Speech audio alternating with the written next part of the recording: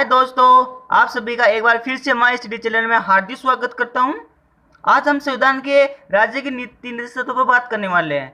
राज्य के नीति निर्देशों का उल्लेख हमारे संविधान के भाग 4 और अनुच्छेद 36 से 51 के अंदर किया गया है। यानी इनका उल्लेख हमारे भाग 4 एम अनुच्छेद 36 से 51 के बीच में किया गया है। ठीक है, हमारे राज्य के नीति निर्देशों को हम आयरलैंड से लिए गए हैं।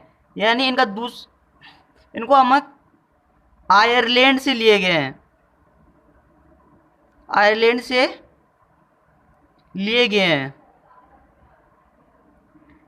हमारे राज्य के नीति निर्देश तत्वों का उल्लेख हमारे जो भारत शासन अधिनियम 1935 आया था उसके अनुदेश प्रपत्र के अंदर भी किया गया है। यानी जो हमारा संविधान निर्माताओं ने हमारे जो नीति निर्देश तत्व है ना, हमारे जो भारत शासन अधिनियम था जो 1935 के अंदर हुआ था उसके अनुदेश प्रपत्र से लिए गए हैं। यानी आप बोलोगे कि सर आपने बोला है कि आयरलैंड से लिए गए, अब बोल रहे हो कि जो भारत शासन अधिनियम है 1935 में हुआ था उसके अनुदेश प्रपत्र से लिए गए हैं।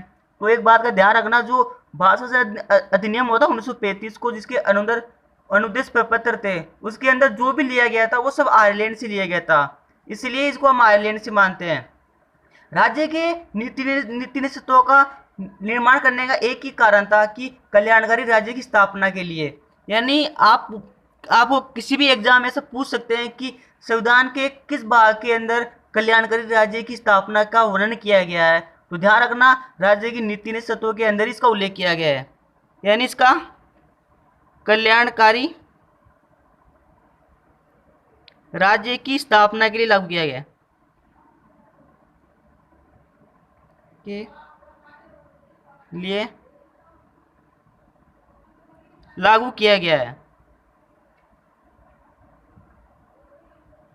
ठीक है, हमारे जो राज्य के नीति निर्देश तत्व थे इनको हमारे जो संविधान संशोधन हुआ था 42वां, इसके तहत हमको मौलिक अधिकारों पर सर्वोच्चता प्रदान की गई थी। ध्यान रखना, इसका तीसरा पॉइंट आता है हमारे जो मौलिक अधिकारों था,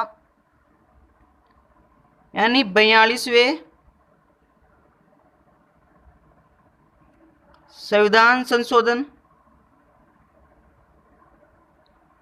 के तहत मौलिक अधिकारों पर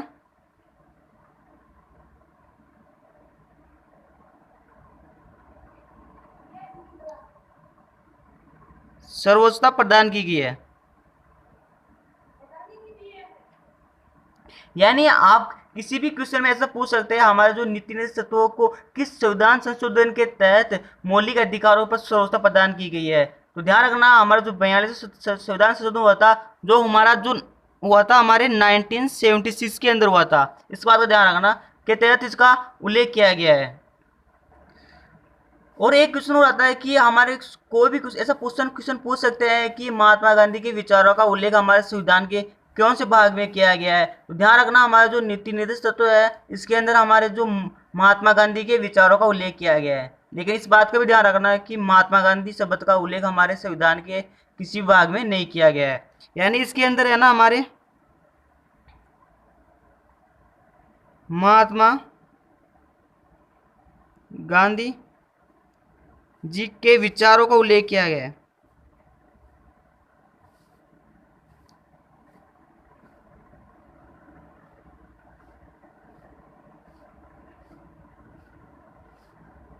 ठीक है, एक इम्पोर्टेंट बात और है नीति निर्देश तत्वों के लिए, इसको भी ध्यान रखना, हमारे राज्य के नीति निर्देश तत्वों को नाले द्वारा लागू नहीं कर सकते क्योंकि इनको वैधानिक शक्ति प्राप्त नहीं है। इसका जो इम्पोर्टेंट पॉइंट है कि इनको नीति निर्देश तत्वों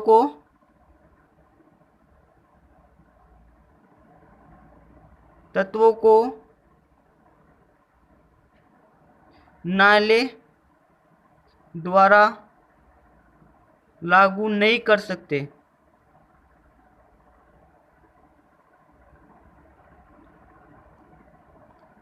क्योंकि इनको वैधानिक शक्ति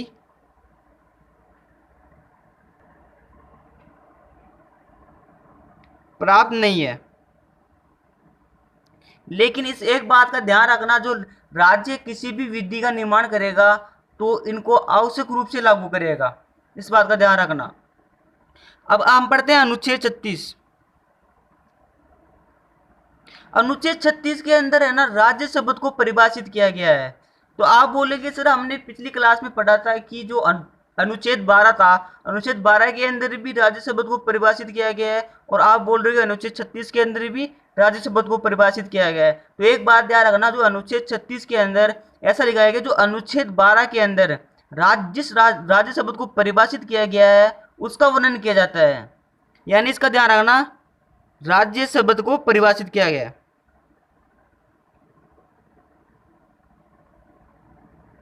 परिभाषित किया गया है। लेकिन इस बात का भी ध्यान रखना कि जो अनुच्छेद 12 के अंदर उल्लेख किया गया है ना, उसी का ही उल्लेख किया गया है। ठीक है। अब आता है आर्टिकल 37। आर्टिकल 37 में ये लिखा गया है कि जो राज्य की नीति निर्देशों को ये बाध्यकारी नहीं है। यानी इसके अंदर बोला गया है कि जो नीति निर्देश है ना वो बाध्यकारी नहीं है, लेकिन जब राज्य है ना विधियों का निर्माण करेगा तो उनको आवश्यक रूप से लागू करेगा। यानी इस 36 के अंदर उल्लेख किया गया है कि जो हमारे जो नीति निर्देश तत्व थे, नीति निर्देशक तत्व बाध्यकारी नहीं है। यानी इनको आवश्यक रूप से बाध्य नहीं कर सकते कि इनको लागू करे ही किया जाए। ठीक है। अब आता है आर्टिकल 38। आर्टिकल 38 के अंदर ये लिखा है कि राज्य लोक व्यवस्था के लिए, लोक सहायता के लिए की अभिवृद्धि अभिवृद्धि के लिए सामाजिक व्यवस्था और सभी नागरिकों को सामाजिक, आर्थिक और राजनीतिक न्याय मिलेगा। इसके अंदर बोला गया है कि जो राज्य लोक व्यवस्था की अभिवृद्धि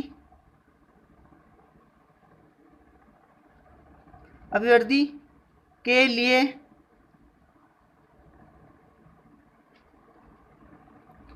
सामाजिक व्यवस्था करेगा,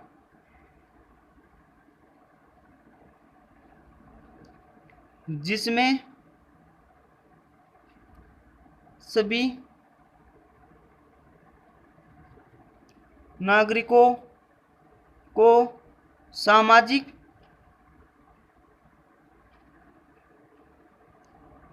आर्थिक एवं राजनीतिक न्याय मिलेगा। एक बात और बताना, हमने जब प्रस्तावना पढ़ी थी, प्रस्तावना के अंदर भी बोला गया है कि हमारे जो सामाजिक, आर्थिक और राजनीतिक न्याय का उल्लेख किया गया है। यानी एक क्वेश्चन बनता है कि हमारे ऐसे क्वेश्चन बन सकता है कि हमारे जो सामाजिक, आर्थिक और राजनीतिक न्याय का उल्लेख हमारे संविधान के कौन कौन से भाग में किया गया है। तो ध्यान रखना, सामाजिक, आर्थिक और राजनीतिक न्याय का उल्लेख हमारे जो प्रस्तावना और राज्य के नीति निश्चित के जो 39वां 38वां जो अनुच्छेद है उसके अंदर उल्लेख किया गया है। अब पढ़ेंगे अनुच्छेद 39।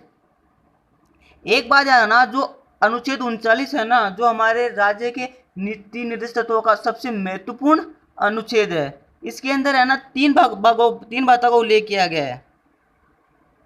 पहली बात में बोला गया कि समान न्याय और निम्न शुल्क विधि सहायता का उल्लेख किया गया, और सभी नागरिकों को समान कार्य के लिए समान वेतन की बात की गई है। यानी जो 39 का है, इसके अंदर बोला गया है कि समान न्याय एवं निम्न शुल्क विधिक सहायता की बात की, विधिक सहायता। और इसके अंदर दूसरी बात लिखी गई है कि समान कार्य के लिए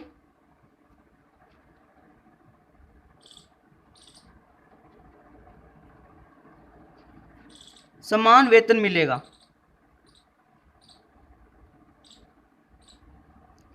यानी 39 का क की बात के अंदर बोला गया है कि सभी को समान न्याय मिलेगा, यानी किसी के साथ न्यायालय के अंदर भेदभाव नहीं किया जाएगा कि इसको न्याय मिल गया इसको न्याय नहीं मिलेगा, यानी सभी को न्याय मिलेगा। और निम्न निम्न शुल्क विधि सहायता यानी कानूनी सहायता लेने की बात की गई है, ये सभी को निम्न शुल्क कानूनी सहायता मिलेगी।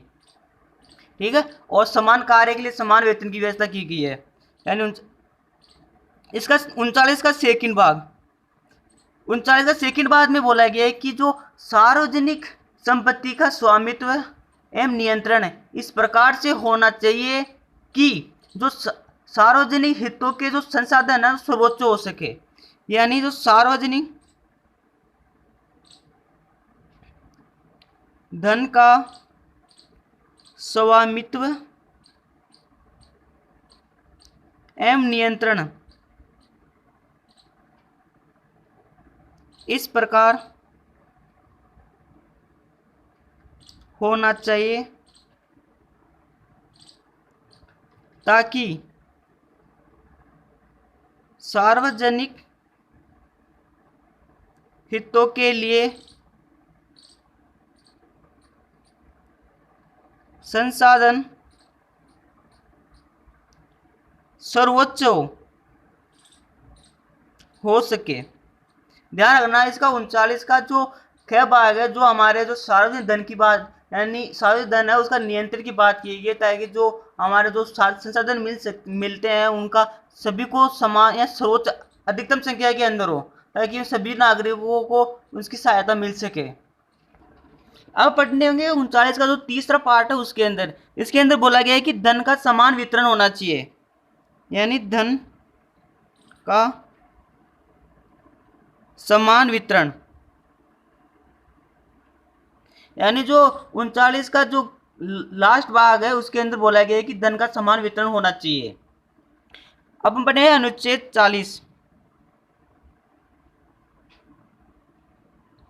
अनुच्छेद 40 के अंदर बोला है कि राज्य है ना ग्राम पंचायतों का गठन करेगा। यानी इसके अंदर क्या बोला है, ग्राम जो पंचायतों का गठन की बात की गई है, ग्राम पंचायतों के गठन की बात की गई है। हम ग्राम पंचायतों का गठन कौन करेगा, राज्य करेगा। इसकी उल्लेख क्या, हमारे जो भारत है उसके अंदर जो सर्वप्रथम पंचायत की स्थापना की गई थी हमारे जो 2 अक्टूबर 1959 के अंदर जो प्रधानमंत्री जवाहरलाल नेहरू थे उसके अंदर जो बलवंत राय समिति की सिफारिश के अंदर जो हमारे राजस्थान का नागौर जिले के बरौडी तहसील के अंदर किया गया था। उसके जो 9 दिन बाद हमारे जो आंध्र प्रदेश के अंदर पंचायत की स्थापना की गई थी। और जो हमारे जो पंचायतों से संबंधित जो अनुसूची है वो है 11, और जो संविधान संशोधन है वो है 73वां संविधान संशोधन जो 1993 के अंदर हुआ था। इस बात का भी ध्यान रखना। अब पढ़ते हैं अनुच्छेद 41। अनुच्छेद 41 के अंदर है ना हमारे को ऐसा बोला गया है कि कुछ दिशाओं के अंदर काम, शिक्षा और लोक सहायता पाने का अधिकार की बात की गई है। अनुच्छेद 41 के अंदर बोला गया है कि कुछ दशाओं में काम, शिक्षा और लोक व्यवस्था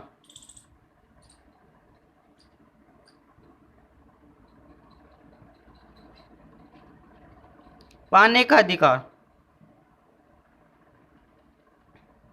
यानी हम है ना कुछ दिशाओं के अंदर राज्य से हमारे जो काम, शिक्षा और लोक व्यवस्था की पाने का अधिकार है इस अनुच्छेद 41 के अंदर। इसका मतलब हो गया कि हमारे को काम नहीं मिल रहा है तो राज्य हमारे लिए काम की व्यवस्था करेगा, हमें शिक्षा नहीं मिल रही है तो शिक्षा की व्यवस्था करेगा, लोक व्यवस्था नहीं मिल रही है तो राज्य हमारे लिए लोक व्यवस्था की स्थापना करेगा अनुच्छेद 41 के तहत।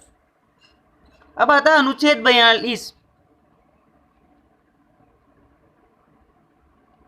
अनुच्छेद 42 के अंदर ऐसा लिखा है कि काम की न्याय संगत और मनोविचित दशाओं का और तथा प्रसूति सहायता का उपबंध किया गया है। यानी इसके अंदर बोला गया कि काम की न्याय संगत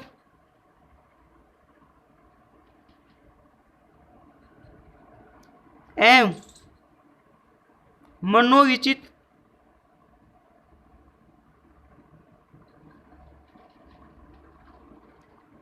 दशाओं तथा प्रसूति सहायता की बात की है।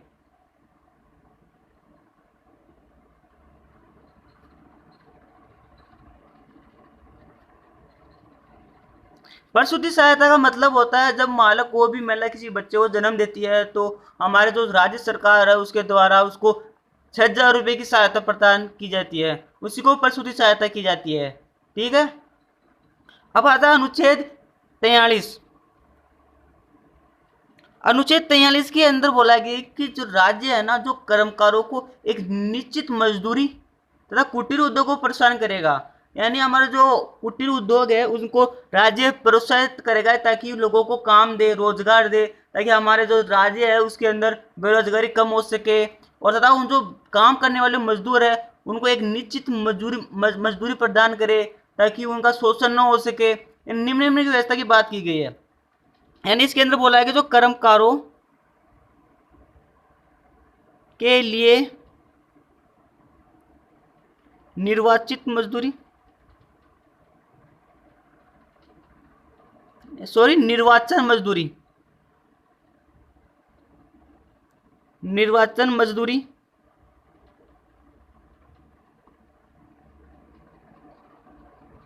एवं कुटीर उद्योगों को प्रोत्साहन करेगा। यानी इसके बाद कि जो हमारे जो कुटीर उद्योग है उनका प्रोत्साहन करेगा राज्य, ताकि लोगों को हमारे जो बेरोजगार मजदूरी मिल सके, लोगों को काम मिल सके, इसकी व्यवस्था करेगा। अब आता है अनुच्छेद 44। अनुच्छेद 44 के अंदर ऐसा बोला गया है कि जो सभी नागरिकों को एक समान सिविल सहायता की बात की गई है, यानी कॉमन कोर्ट की बात की गई है। यानी सभी नागरिकों को एक समान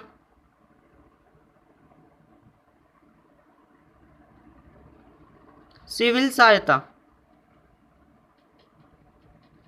यानी एक समान सिविल सहायता की बात की गई है, यानी कॉमन कोर्ट की बात की है कि हमारा जो कोर्ट है, न्यायालय, उनको सभी को समान सहायता मिलेगी उसके तहत। अब आता है अनुच्छेद 45।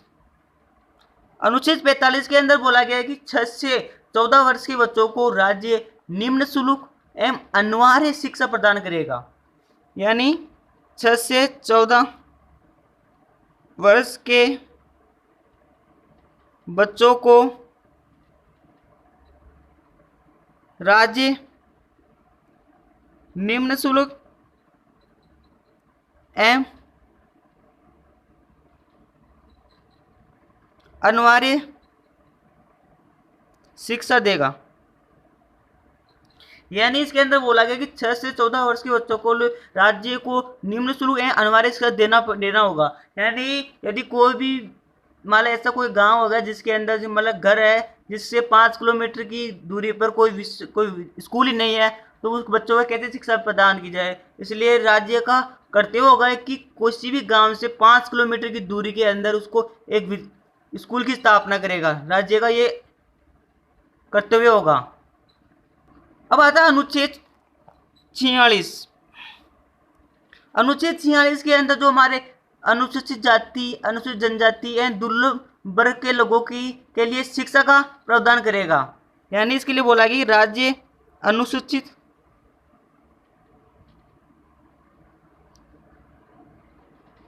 जाति, अनुसूचित जनजाति एवं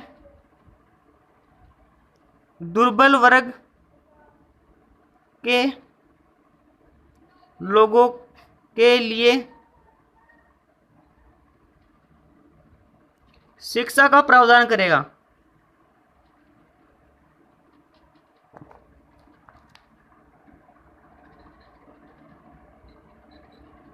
यानी इनके लिए शिक्षा का प्रावधान की बात की गई है।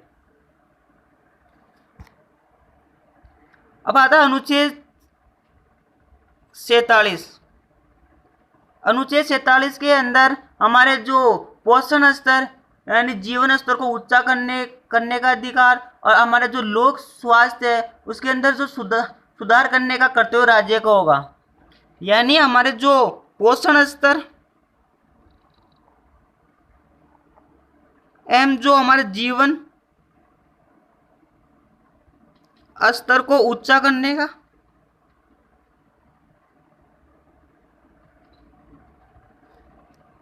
एवं जो लोक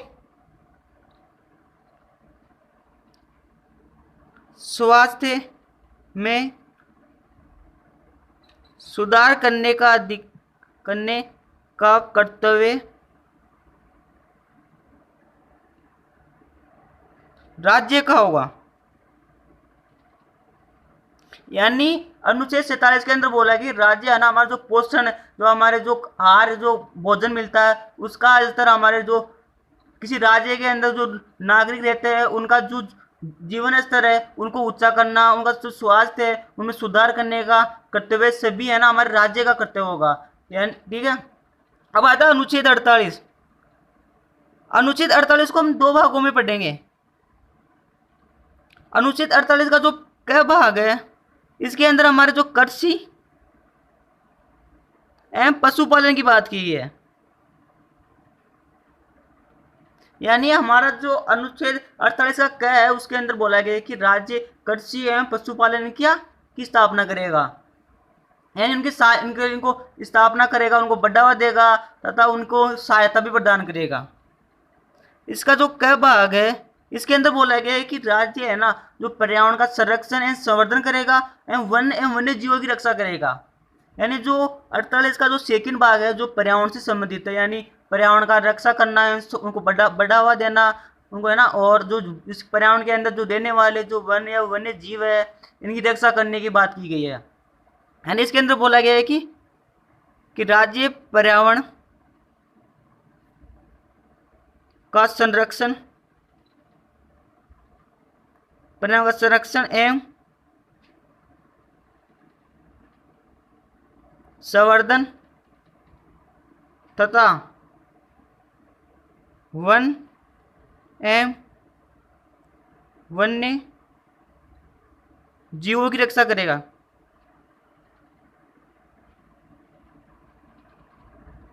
हमारे राज्य का कर्तव्य होगा कि वन एवं वन्य जीवों की रक्षा करने और पर्यावरण का संवर्धन एवं संरक्षण करने की बात की गई है अनुच्छेद 48 के अंदर। अब पढ़ेंगे वह अनुच्छेद 49। अनुच्छेद 49 के अंदर जो हमारे राष्ट्रीय महत्व के जो स्मारक जो हमारे स्थान है और वस्तुओं का संरक्षण करेगा। यानी राज्य क्या है, हमारे जो राष्ट्रीय महत्व के जो स्मारक स्थान तथा हमारे जो वस्तुएं हैं उनका संरक्षण करेगा। यानी राज्य क्या करेगा, जो हमारे राष्ट्रीय महत्व के स्मारक स्थान यानी स्थानों एवं वस्तुओं का संरक्षण करेगा।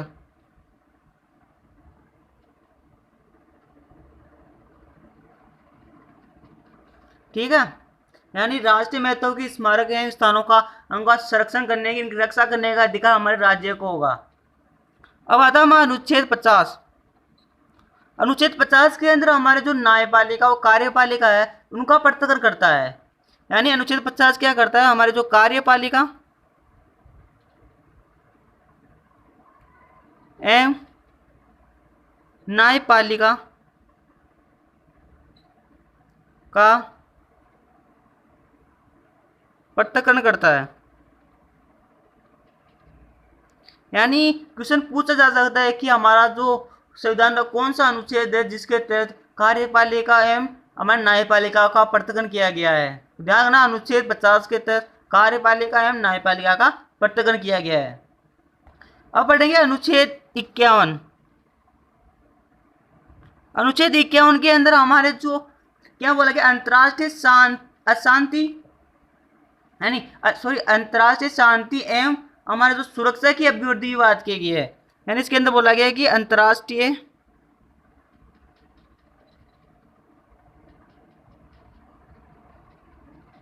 शांति एवं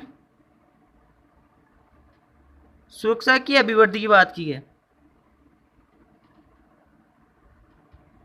यानी इसका मतलब ये होता है कि हमारे जो अंतर्राष्ट्रीय शांति का जो हमारी रक्षा करेगा, हमारे जो राज्य करेगा, यानी जो किसी बाहरी देश से कोई आक्रमण की हम रक्षा हमारा राज्य करेगा, किसी बाहर से कोई भी आक्रमण हो रहा है तो उसकी जो हमारी उसकी शांति बनाए रखना ये हमारे राज्य का कर्तव्य होगा।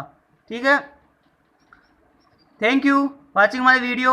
आप सभी को मेरा ये वीडियो कैसा लगा सभी प्लीज़ कमेंट्स करके ज़रूर बताना, ताकि हम आपके लिए एक और ही अच्छे से मेहनत कर सकें, हाँ, और हमारी जो कमियां रह रही है उसका हम पूरा कर सकें। थैंक यू और सब्सक्राइब भी करना।